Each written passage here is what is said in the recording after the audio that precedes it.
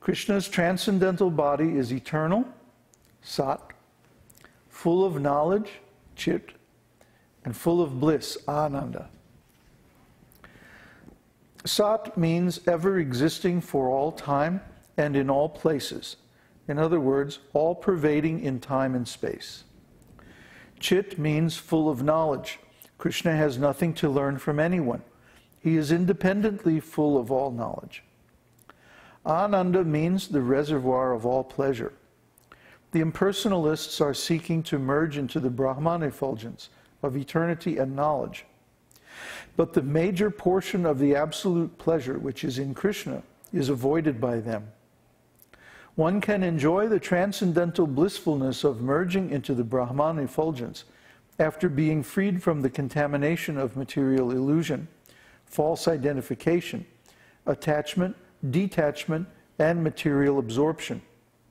These are the preliminary qualifications of a person who can realize Brahman. It is stated in Bhagavad-gītā that one has to become full of joyfulness. This is not actually joyfulness, but a sense of freedom from all anxieties. Freedom from all anxieties may be the first principle of joyfulness, but it is not actual joyfulness. Those who realize the self or become Brahma Bhuta are only preparing themselves for the platform of joyfulness. That joyfulness can actually be achieved only when one comes into contact with Krishna. Krishna consciousness is so complete that it includes the transcendental pleasure derived from impersonal or Brahman realization. Even the impersonalist will become attracted to the personal form of Krishna known as Shama Sundar. Shama Sundar means blackish and beautiful. Krishna is blackish, colored like a rain cloud. When we see the rain cloud, we see it's kind of grayish, bluish, blackish color. And Krishna is like that color, like a rain cloud just about to pour down rain. And sometimes we think, well, this dark, dusky, blackish color, this is not very attractive. We prefer light color, golden color body or something like that. But because Krishna's bodily form is so exquisitely beautiful, he's known as Shyam, which means blackish, Sundar, which means very beautiful. So even though his color is not usually connected with or thought of as beautiful, still he's so gorgeous and so perfectly sculpted form that he is considered the most beautiful.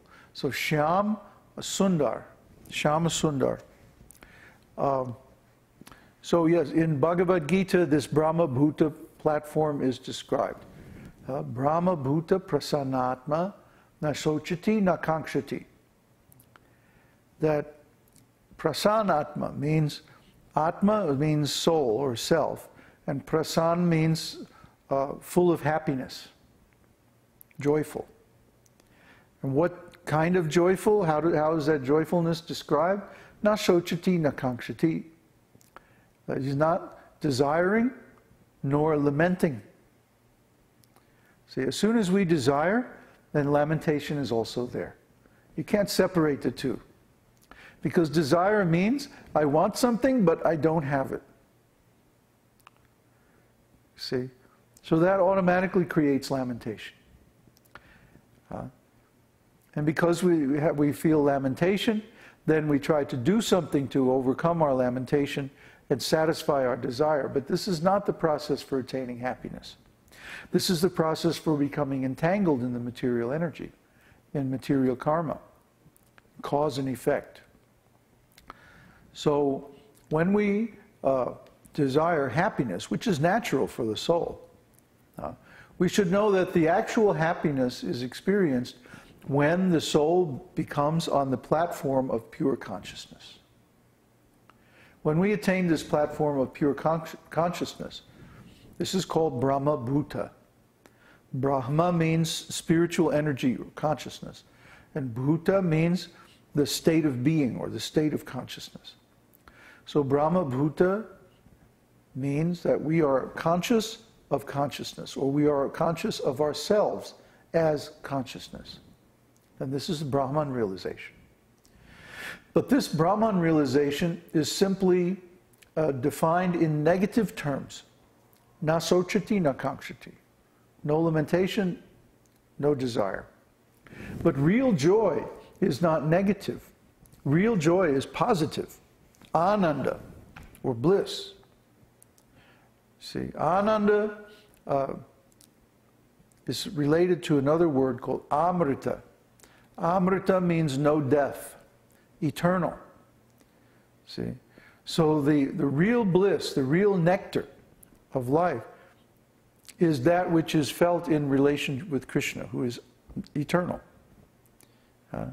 He's eternal and he's also self-satisfied. Atma Ram. He doesn't require anything outside himself. So this is Krishna.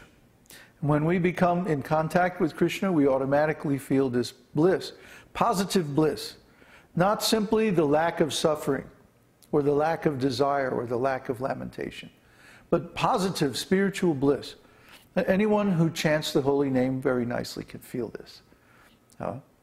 Hopefully when we were chanting kirtan earlier, you could feel it.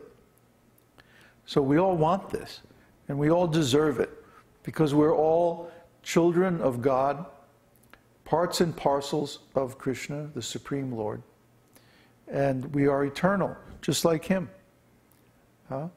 We are also sat. The problem is, we don't have chit, we don't have full knowledge. Therefore, we're not experiencing ananda, or bliss. So when we can rectify that situation and take knowledge from the spiritual master, take knowledge from the Shastras, there are three sources of knowledge: Guru, Shastra, and Sadhus. Guru means your spiritual master. Shastra means the scriptures. And Sadhu means the chain of disciplic succession going all the way back to Krishna. So when we take knowledge from these three, then we start to experience real happiness. And the more of this knowledge we put into action, put into application in our daily life, the more we feel this happiness. Because when Krishna is pleased, he automatically gives transcendental bliss. Transcendental bliss is not something you can get. It's not something you can make. It's not something you can achieve. Transcendental bliss is something that you receive automatically when you please Krishna. Try to understand. By pleasing Krishna, we automatically become pleased. So, to go on, it is confirmed by the statement of Brahma Samhita that the Brahman effulgence is the bodily rays of Krishna. The Brahman effulgence is simply an exhibition of the energy of Krishna. Krishna is the source of the Brahman effulgence, as he himself confirms in Bhagavad-gītā.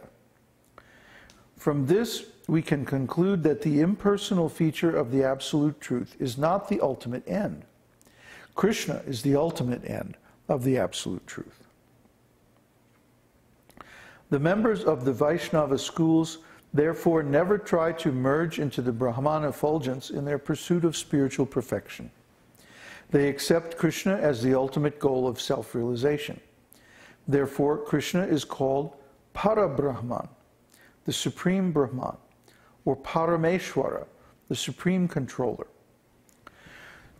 Sri Jamunacharya has prayed as follows: My dear Lord, I know that the gigantic universe and gigantic space and time within the universe are covered by the 10 layers of the material elements, each layer 10 times larger than the previous one.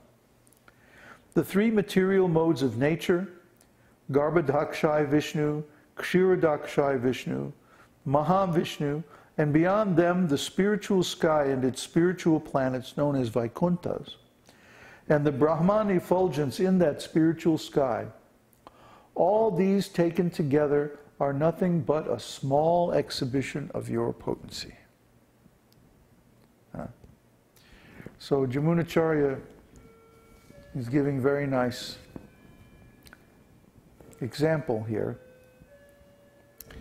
that the material world is actually very small. You know, when we look out at the sky at night, we see millions of stars and galaxies and planets and all kinds of stuff out there. But yet this whole material universe has a beginning and an end. It has a limit. It has a covering. It's covered by the material elements. And from within the universe, it looks unbounded. It looks like there's no limit to it. Yet the limit is there. And beyond that limitation, there are coverings of the subtle material elements. Earth, water, air, fire, ether, mind, intelligence, and false ego. And each one is 10 times bigger than the previous one. So the actual universe is like a tiny little seed within a big, big shell.